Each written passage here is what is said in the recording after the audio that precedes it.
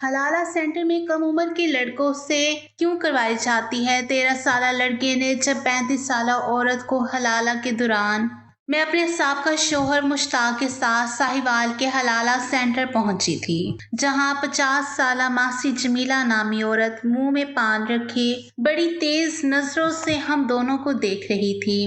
मुश्ताक ने तलाक की मुख्तसर सी वजह उसके सामने बयान की थी कि गलती से गुस्से में तलाक दे बैठा हूँ, अब अपनी गलती का एहसास होने लगा है, इसलिए हलाला करवाना चाहते हैं।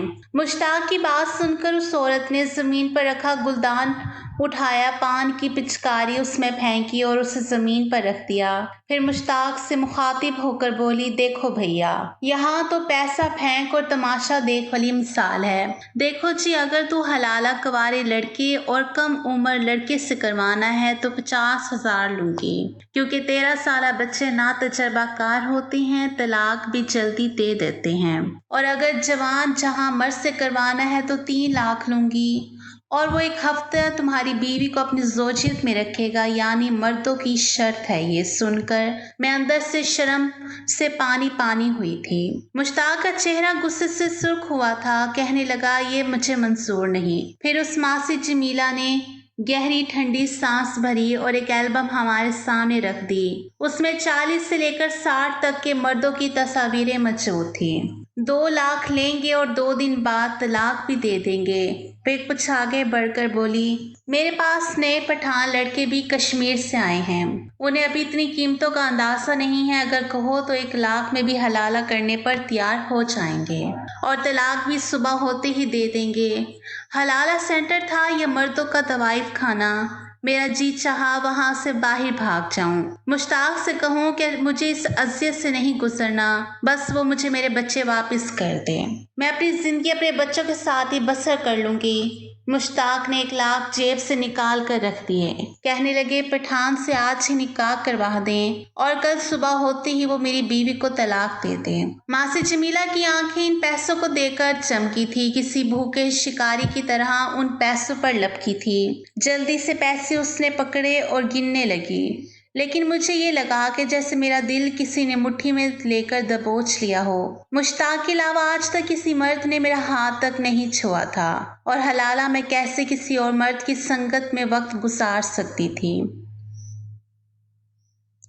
मैंने मुश्ताक की तरफ बेबसी से देखा था और नफी में सर हिलाने लगी, लेकिन वो अपनी नजरों से ही मुझसे मिन्नत कर रहा था कि मेरे घर, बच्चों और मेरी खातिर ये कुर्बानी भी तुम्हें देनी ही है, तुम्हें ही देनी है। मैंने आंखें बंद की तो अपने बच्चों के रोते हुए चेहरे नजर आने लगे। कई आंसू मेरी आंखों से निकल कर बहे थे। कुछ ही देर में मुश्ताक की मौजूदगी में ही मेरा निकाह एक पठान से कर दिया गया।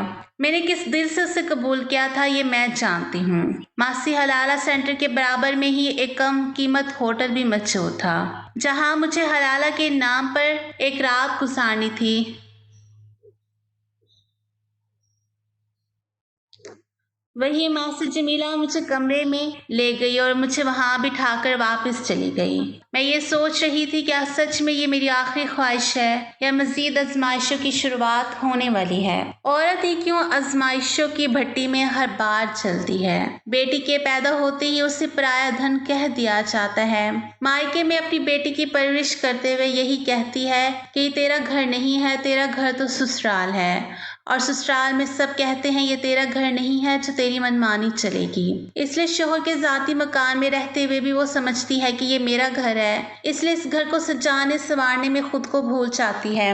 लेकिन मर्द के 3 जुमले उसे इस घर से बेदखल कर देते हैं, उसे समझा देते हैं ये घर भी उसका नहीं है जिसे वो अब तक अपना समझती आ रही थी। जिस रिश्ते की खातिर वो हर तकलीफ को सह रही थी, वो एक लफ्जों की कच्ची डोर से टूटने वाला नहायत ही नाजुक सा बंधन था। मेरे साथ ही ऐसा ही तो हुआ था, क्या नहीं सहा था मैंने एक घर बसाने के लिए। लेकिन मुश्ताक के 3 जुमलों ने मुझसे तो जैसे मेरे जीने का हक तक छीन लिया था। मुझे याद आने लगा जब मेरी शादी मुश्ताक से हुई थी वो कितना खुश था। मुश्ताक ने मुझे अपने दोस्त की शादी पर देखा था और मुझ पर फिदा हो गए थे।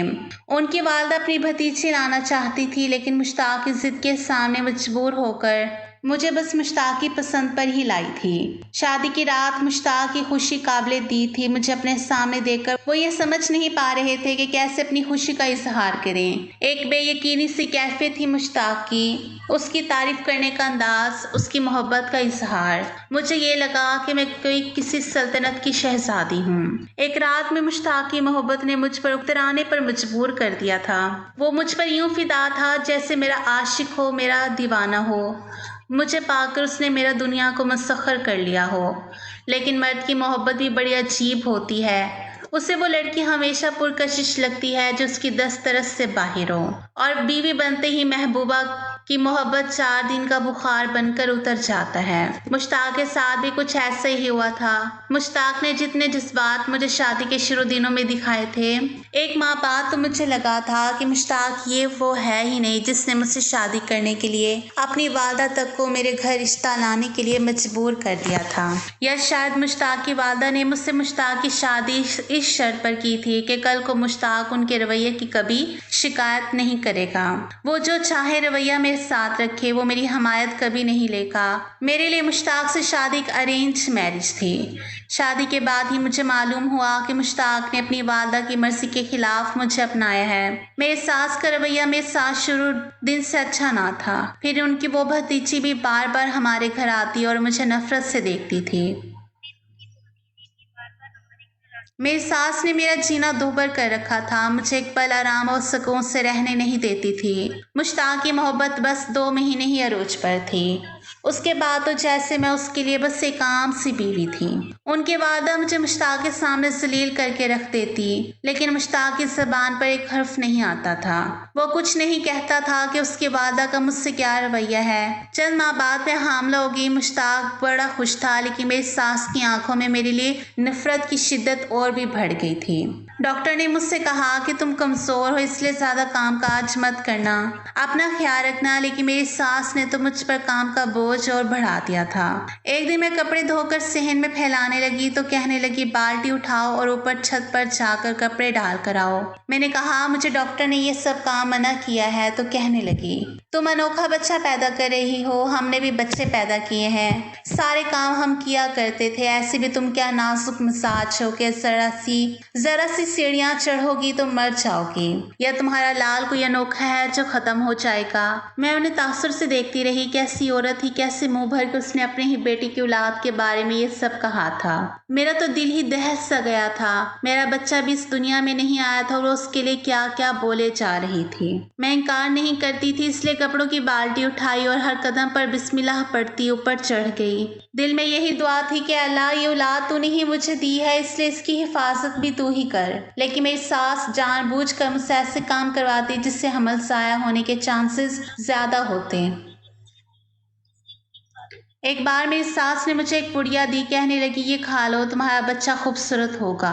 میں ان پر ذرا بھی شک نہ کرتی اگر انہیں میرے بچے ہونے کی خوشی ہوتی یا ان کا رویہ میرے ساتھ اچھا ہوتا، لیکن جیسا اب تک ان کا میرے ساتھ رویہ تھا، میرا شک و شبہات میں پڑ چکا تھا۔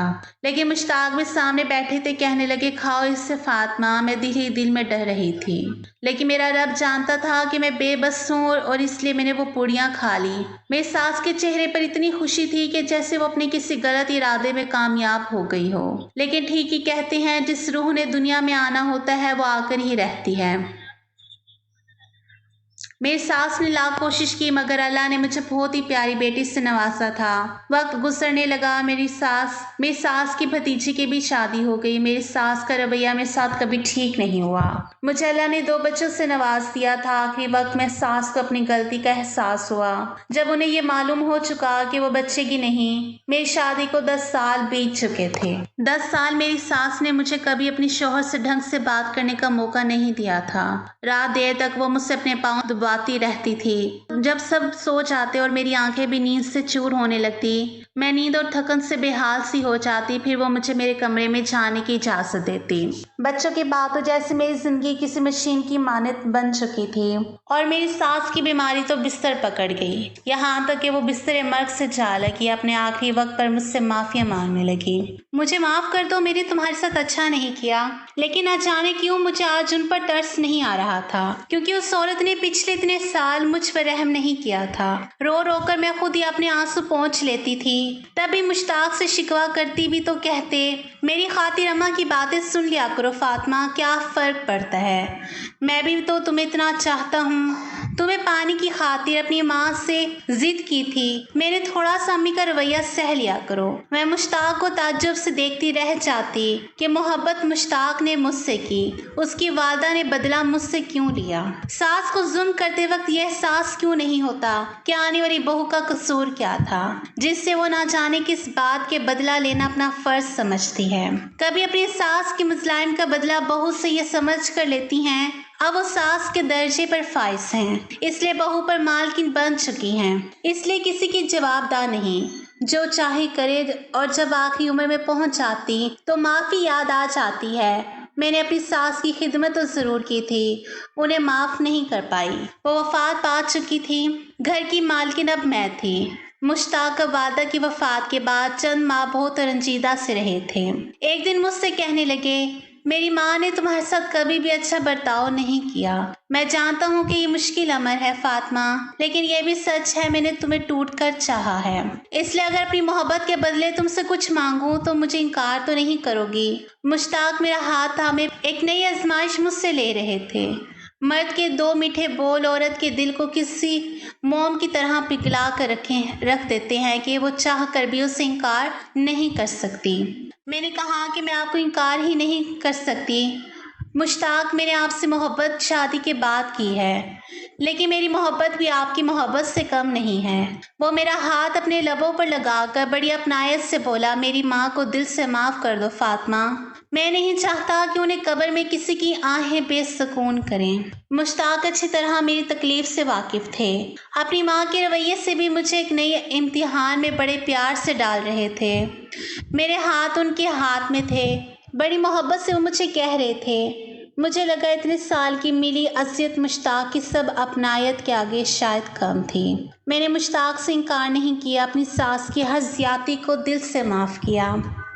मेरी तरह ज़्यादातर औरतें शायद ऐसा ही करती हैं, लेकिन ये सिलसिला तो शायद ना ख़त्म होने वाला था। मुश्ताक की नौकरी छूट गई थी, वो सिगरेट पीने लगे थे। मुझसे उनकी परेशानी देखी नहीं जाती थी, इसलिए मैंने सारा जेवर लाकर मुश्ताक के सामने रख दिया। मैंने कहा, आप नौकरी छोड़कर कारोबार शुरू कर लें। मेरे ज़ेवरात को देखकर वो कहने लगे, मैं बगैरत नहीं हूँ कि बीवी के ज़ेवरात बेचूं। मैंने कहा, मुश्ताक, हम एक दूसरे के सुख दुख के साथी हैं। आपकी परेशानी मेरी भी परेशानी है। आप अपना कारोबार शुरू करें, जब हालात अच्छे हो जाएंगे मुझे नया जेवर बनवा दीजिएगा। मुश्ताक ने मेरे जेवर बेचकर कारोबार शुरू कर दिया। मैंने हर तंगी हंसकर मुश्ताक के साथ गुजारी थी। कई बार ऐसा होता कि बच्चों और मुश्ताक को खाना खिलाने के बाद खाने को कुछ भी नहीं बचता था। मुश्ताक कम खर्चा घर पर लाते थे, मैं पानी पीकर अपना पेट भर लेती थी। खाली पेट बेशक मुझे दुआइयाँ देता था, लेकिन दिल मुतमईन था। मेरे बच्चे और शोहर सहार होकर सोए हैं। आहिस्ता आहिस्ता मुश्ताक का कारोबार तरक्की करने लगा। 2 साल में वो काफ़ी बैंक बैलेंस बना चुके थे। बच्चे स्कूल जाते थे। एक बार मैं अपनी कज़न के साथ बाजार चली गई। बच्चे घर पर अकेले थे। मुझे यही लगा 2 घंटे में वापस लौट आऊँगी, लेकिन मुझे क्या खबर थी रास्ते में जुलूस निकला जाएगा और आपस में दोनों सियासी मुखालिफ पार्टियों में झगड़ा बढ़कर पथराव शुरू हो जाएगा। मैं और मेरी कज़न एक दुकान में छुप गए कि हंगामा राई कुछ कम हो तो हम अपने घरों को जाएं। लेकिन शाम से रात हो चुकी थी, मैं फ़ोन भी घर से नहीं लाई थी। मुझे अंदाज़ा ही नहीं था इस मुसीबत में फंस जाऊंगी। रात के 11 बज चुके थे। मेरा दिल बच्चों के लिए अलग परेशान था। मुश्ताक का सोचकर भी मैं परेशान होने लगी थी, क्योंकि मैं दोपहर को सोए बच्चों को छोड़कर बाजार के लिए निकल गई थी कि 2 घंटे तक लौट आऊँगी। बच्चे भी बेखबर थे कि मैं बाजार गई हूँ और मुश्ताक मुझे घर पर ना पाकर ना जाने कितने परेशान होंगे। मैं 12 बजे रिक्शे में अपने घर पहुँची थी। दरवाज़ा मुश्ताक ने खोला था। वो गज़बनाक कहर भरी नज़रों से मुझे देख रहे थे। बच्चे सो चुके थे। मैंने कहा, मुश्ताक मैं बाजार गई थी, लेकिन वहाँ भी मैं मुश्ताक को बताने ही लगी थी कि मेरे साथ क्या बीती है। उन्होंने मेरे मुंह पर ज़ोर से थप्पड़ मारा। कहने लगे, मुझे तुम्हारा कोई झूठा बहाना नहीं सुनना। जब से मेरी माँ मरी है तुम तो आवारा हो गई हो। तुम्हें ना मेरे घर की फिक्र है, ना ही मेरे बच्चों की परवाह कि वो तुम्हारे पीछे से भूखे रो रहे होंगे। मैं घर पहुंचूंगा तुम्हें ना पाकर मेरा क्या हाल होगा। तुम्हें बस अपनी अय्याशियों की परवाह है। वो मेरी कोई बात सुनने को तैयार ही ना थे। उन्हें लगा मैं दोस्तों के साथ बाजारों में घूमने गई थी। मैंने कहा मुश्ताक मैं 1 घंटे में ही वापस आ जाती, लेकिन बाजार में हादसा हो गया था। लेकिन वो इतने गुस्से में थे कि मेरी कोई भी वजाहत सुनने को तैयार ना थे। कहने लगे दफा हो जाओ, मेरे घर से जाओ, इन्हीं सहेलियों के साथ रहो जिनकी संगत की खातिर ना तुम्हें मेरे घर और बच्चों की परवाह है, ना मेरी फिक्र है। रात के 12 बज रहे हैं और मुश्ताक मुझे घर के अंदर आने नहीं दे रहे। मुझे बाहर की तरफ धकेलने लगे। मैं रोने लगी कि मुश्ताक मुझे अंदर आने दे, मैं कहाँ जाऊंगी इस वक्त। वो बोले जहाँ से आई हो वहीं चले जाओ। मैंने कहा मुश्ताक मुझे घर के अंदर जाने दे, पागल तो नहीं हो गया आप? क्यों गली में मेरा तमाशा बना रहे हैं? आसपास घरों खिड़कियों से लोग झांक कर देखने लगे थे। मुझे नहीं मालूम था कि मेरी इतनी सी बात पर मुश्ताक यूं भड़क उठेंगे। कहने लगे तुम्हें मुझसे बात करने की तमीज़ ही नहीं है, तुम मुझे पागल कह रही हो। ये इज्जत है तुम्हारी नज़र में मेरी। मैं बताता हूँ तुम्हें कि पागलपन किससे कहते हैं। मैं अपने पूरे होश हवास में तुम्हें तलाक देता हूँ। फातिमा अल्फाज थे या मेरे लिए मौत का पैगाम। मुश्ताक ने मुझे 3 बार तलाक दे दी थी। मैं अजियत की मुतहम्मल ही ना थी। मेरा सर चकरा गया था। मैं वहीं बेहोश होकर गिर गई। इतनी बड़ी बात वो कैसे मुझसे कर सकते थे? लेकिन ये सब हो चुका था। मुझे जब होश आया तो मैं अपने कमरे में लेटी थी, लेकिन मुश्ताक मेरे पास नहीं थे। मोहल्ले की चंद औरतें थीं। मुझे होश में देखकर मेरे पास बैठ के कहने लगी बहुत बुरा हुआ जो भी हुआ, लेकिन तुम्हें भी अपने घर बच्चों का सोचना चाहिए था। अब तो खैर पानी ही सर से ऊपर हो चुका है। मैं तो किसी पत्थर के मुजस्मे की तरह सी गुमसुम सी हो गई थी। जिंदगी के इतने साल मैंने मुश्ताक की तो मानी थी, अब मैं उनके खिलाफ चली थी। बस आज पहली बार ही बाजार गई थी।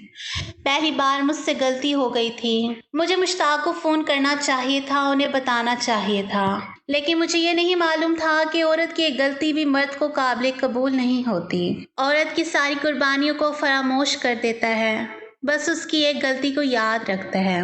कितनी बड़ी सज़ा मुश्ताक मुझे दे चुका था। मेरी आंखों से आंसू बहने लगे। कुछ ही देर में मेरे भाई वहां पहुंच गए। मुझे कमरे के बाहर लड़ने झगड़ने की आवाज़ आने लगी थी। मेरे भाई मुश्ताक को बुरा भला कह रहे थे, लेकिन मुझे मुश्ताक की जवाब की कोई आवाज़ नहीं आई। फिर वो कमरे में आ गए। भाई काफ़ी गुस्से में थे। मुझसे कहने लगे चलो हमारे साथ। मैं उठकर भाई के साथ लगकर रोने लगी। मैंने कहा भाई मेरा घर बर्बाद हो गया। मुश्ताक ने मेरी एक भी बात नहीं सुनी। मैंने जानबूझकर देर नहीं की थी। मैं जुलूस और हंगामा राय की वजह से फंस गई थी। मेरे भाई ने मुझे तसल्ली दी तुम इस शख्स का अब नाम भी मत लो हमारे सामने। भाई मुझे अपने साथ लगाए बाहर लेके। सेन में ही मुश्ताक शर्मिंदा सा खड़ा था। मैंने एक नज़र उस पर डालकर हटा ली। एक पल ही तो लगा था मुश्ताक को महरम से ना महरम होते। मेरी सिसकियां नहीं रुक रही थी। मेरे भाई जब मुझे मेन दरवाजे तक लेकर जाने लगे तो मैंने कहा भाई मेरे बच्चे, मैं अकेले कैसे जा सकती हूँ? भाई ने कहा वो अपने बाप की औलाद है, वही उन्हें पालेगा, तुम चलो हमारे साथ। ये बात तो मुझ पर दोहरी क़यामत बनकर टूटी थी। मेरा घर उजड़ा था और मेरे बच्चे भी मुझसे बिछड़ गए थे। वो कैसे मेरे बिना रह सकते थे? मैं कैसे अपने बच्चों के बिना रह सकती थी? मैंने कहा भाई मेरे साथ जुल्म मत करें, मैं अपने बच्चों के बगैर नहीं रह सकती। लेकिन भाई मुझे ज़बरदस्ती अपने साथ लेकर मायके आ गए। इधर जाकर भी रोती ही रहती। मेरे वालिदैन हयात ना थे, 2 बड़े भाई और भाभियाँ ही थी। जब मैं उनके बच्चे देखती तो मेरा दिल अपने बच्चों के लिए रोता। मैं तड़पने लगती। मैं बिलक बिलक के रोने लगती। पता नहीं मेरे बच्चों ने कुछ खाया भी था कि नहीं। छोटा बेटा 2 बरस का था, वो तो मेरे बिना एक पल नहीं रहता था। एक माँ गुजर गया था, लेकिन मेरे आंसू खुश्क नहीं होते थे। मुझे पल पल अपना घर याद आता था। एक माह बाद मुझे एक अनजान नंबर से कॉल आई। मैंने फ़ोन उठाया। मेरी बड़ी बेटी थी। कहने लगी मम्मा सुबहान को बहुत तेज बुखार है, आप घर आ जाएं। सुबहान की बात सुनकर मेरा दिल तड़प सा गया था। मेरे बच्चों को बुखार बुखार में अगर ये बात भाई से कहती तो मुझे कभी भी जाने ना देते। मैंने उनसे पूछा कि तुम्हारे बाबा कहाँ हैं, तो कहने लगे वो घर पर नहीं है। मम्मा आप घर आ जाए, मैं भी उन दिनों बीमार थी, अपने कमरे में पड़ी रहती थी, इसलिए भाभी से ये कहकर घर से निकल गई कि डॉक्टर के पास जा रही हूँ। लेकिन गई अपने घर थी, दरवाजा बेटी ने खोला था। मेरे बच्चे सहन में ही थे, मुझे देखकर मेरे साथ लिपट गए, रोने लगे। मैंने सुभान को गोद में भर लिया, अपने सीने से लगा लिया, वो बुखार में तप रहा था। मैंने कहा रिक्शा बाहर खड़ा है तो मेरे साथ चलो, मैं तुम लोगों के बिना नहीं रह सकती। मैं कोई नौकरी कर लूंगी, कुछ भी कर लूंगी, तुम लोगों का खर्चा खुद उठा लूंगी, लेकिन तुम लोगों के बिना नहीं रह सकती। मैं भी बच्चों से बात ही कर रही थी जब एक कमरे से उस वक्त मुश्ताक बाहर आए थे। शेव बड़ी हुई थी, आंखें सूजी हुई थी, बिखरी सी हालत में, पहले से बहुत कमजोर लग रहे थे। मेरे बच्चे भी मुरझाए हुए थे। उसको देखकर मैं चुप सी हो गई थी। मैंने अपना रुख फौरन बदल लिया। बेशक मेरा उनसे शरीक कोई रिश्ता ना था, लेकिन मेरा दिल तो उन्हीं के नाम से धड़कता था। इतने साल का साथ कोई छोटी बात तो नहीं थी। मैंने बिना उनकी तरफ देखे कहा कि मैं अपने बच्चे ले जाना चाहती हूँ, उनके बगैर नहीं रह सकती। मैंने आंसू बहाते हुए कहा था। वो मेरे पास आ गए, कहने लगे मेरे बगैर रह सकती हो। मैंने बरजस्ता उनकी तरफ देखा तो वो आंसू बहा रहे थे। मेरे सामने हाथ जोड़कर फूट फूट कर रोने लगे। फातिमा मुझे माफ कर दो, वो रोते हुए मुझसे माफी मांगने लगे। लेकिन मैं उनकी माफी का क्या करती? क्या माफी मांगने से वक्त का पहिया पीछे जा सकता था? क्या तलाक जैसे लफ्जों का ज़ाला हो सकता था? वो मेरे लिए नामहरम से महरम बन सकते थे। मेरा हंसता मुस्कुराता घर और उसकी खुशियां मुझे वापस मिल सकती थी। नहीं, कुछ भी तो नहीं मिल सकता था। मैंने कहा आपकी माफी मुझे मेरा घर और गृहस्थी नहीं लौटा सकती। आपने मुझे बर्बाद कर दिया। एक बार अगर मेरी बात सुन लेते तो मैं आपको गलत ना लगती। मेरी बात पर उन्होंने मेरी तरफ देखा था। कहने लगी मेरी एक बार बात सुन लो, शायद इस मसले का कोई हल निकल आए। मैंने कहा इसका कोई हल नहीं है मुश्ताक, बस मेरे बच्चे मुझे दे दो।